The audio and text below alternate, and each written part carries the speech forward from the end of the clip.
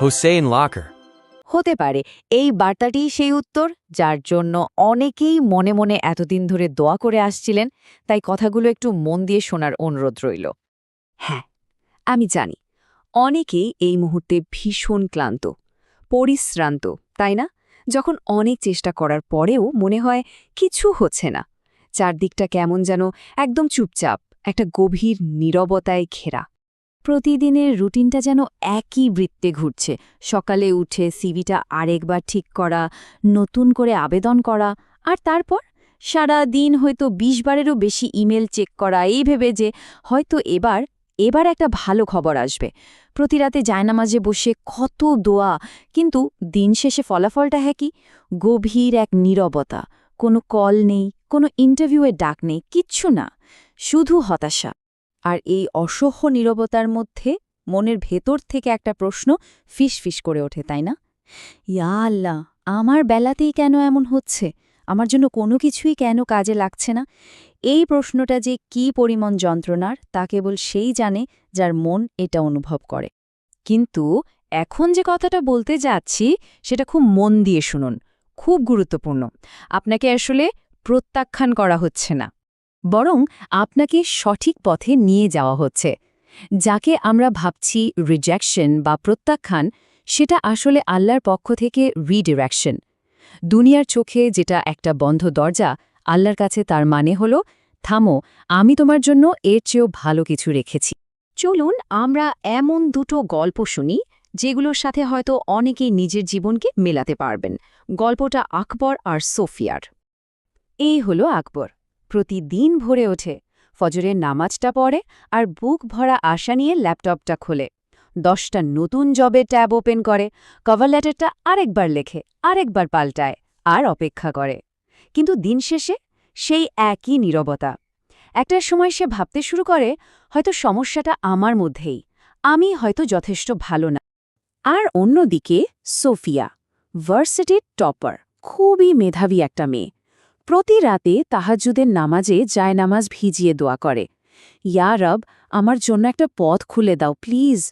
কিন্তু মাস পেরিয়ে যায়, কোনো উত্তর নেই। একটা সময় তার মনেও প্রশ্ন জাগে, আল্লাহ কেন আমাকে সাহায্য করছেন না? দেখুন, আকবর আর সোফিয়া দুজনের কেউই কিন্তু চেষ্টার কোনো কমতি রাখেনি, কিন্তু তাদের একটা জায়গায় ছোট্ট একটা ভুল হয়ে যাচ্ছিল। তাদের সমস্ত মনোযোগ ছিল উপায়ের ওপর, মানে চাকরির ওপর, কিন্তু যিনি উপায় তৈরি করেন সেই উৎসের ওপর তাদের ভরসাটা কমে আসছিল। তারা মাধ্যমকে আঁকড়ে ধরেছিল, কিন্তু মাধ্যমের মালিককে ভুলে যাচ্ছিল। তাহলে উপায়টা কি? কিভাবে এই বন্ধ দরজাগুলো খোলা যায়? চলুন এবার আমরা সেই ঐশ্বরিক ফর্মুলাটা জানার চেষ্টা করি, যা বিশ্বাসের জোরে রিজিকে তালা খুলে দেয়। আল্লাহ সুবহানাহু তাআলা পবিত্র কুরআনে কি অসাধারণ একটা প্রতিশ্রুতি দিয়েছেন। তিনি কিন্তু বলেননি যে ২০০টা সিভি পাঠাবে আমি তার জন্য পথ খুলব।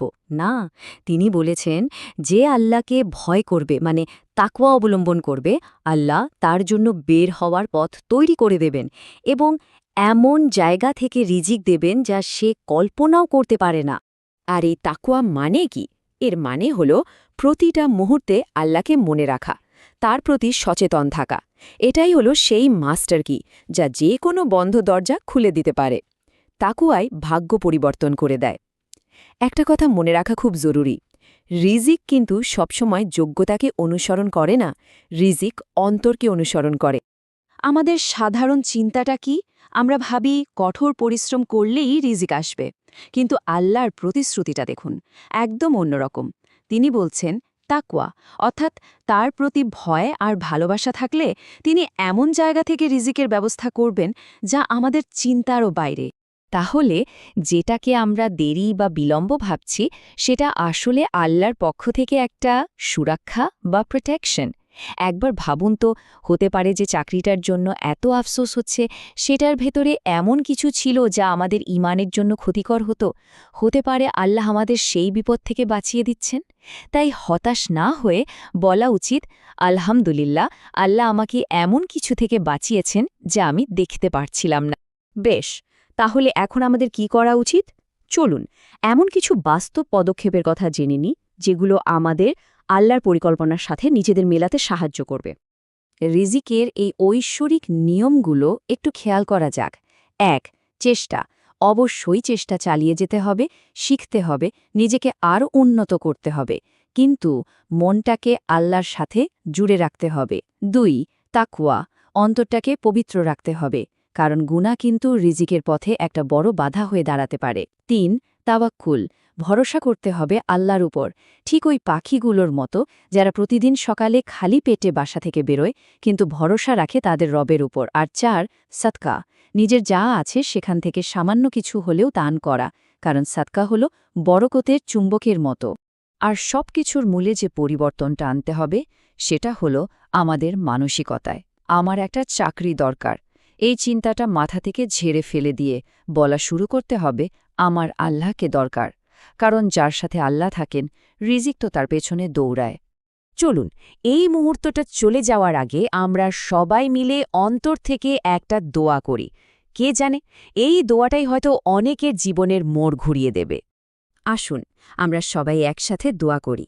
সম্ভব হলে এক মুহূর্তের জন্য চোখটা বন্ধ করুন, নিজের হৃদস্পন্দনটা অনুভব করুন আর ভাবুন আল্লাহ আজ আপনাকে এ কথাগুলো শোনার সুযোগ করে দিয়েছেন। এটা কোনো সুযোগ না, এটা আল্লাহর রহমত। আসুন অন্তর থেকে বলি, ইয়া রাব, আমরা অনেক দুর্বল আর আপনিই তো শক্তিশালী।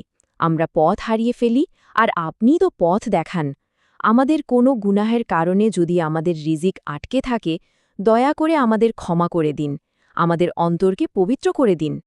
ইয়া আল্লাহ, আমাদের এমন রিজিক দিন যা পবিত্র, যা বরকতময় আর প্রশস্ত। আমাদের পথের সব বন্ধ দরজা খুলে দিন, প্রতিটি পদক্ষেপে বরকত দিন। আমাদেরকে দুনিয়ার কোনো মাধ্যমের উপর নির্ভরশীল না করে আপনার দয়া আর রহমতের মাধ্যমে ওপরে তুলে নিন। আমিন। যদি এই কথাগুলো আপনার হৃদয়কে একটু ছুঁয়ে গিয়ে থাকে তাহলে এটা শেয়ার করুন। হয়তো আপনার আমার মতোই আরও কেউ আছে যে এই মুহূর্তে হতাশ হয়ে বসে আছে। চলুন আমরা তার আলহামদুলিল্লাহ, আমার এটাই দরকার ছিল বলার কারণ হয়ে উঠি। আসুন আমাদের এই সম্মিলিত বিশ্বাসকে আরও শক্তিশালী করি। সবাই মিলে কমেন্টে লিখি, ইয়া রাজ্জাক, আমার দরজাগুলো খুলে দিন, যেন হাজারো ফেরেশতা আমাদের সবার এই দোয়ার সাথে আমিন বলেন। সব শেষে একটা কথা মনে রাখতে হবে, আপনার গল্পটা শেষ হয়ে যায়নি, এটা তো মাত্র শুরু। আপনাকে আরও বড় কিছুর জন্য প্রস্তুত করা হচ্ছে। আর খুব শীঘ্রই আপনি বুঝতে পারবেন কেন আপনার জীবনের প্রত্যেকটা না আসলে একটা ঐশ্বরিক অপেক্ষা ছিল। ভরসা রাখুন, আপনার রিজিক আপনার জন্যই অপেক্ষা করছে।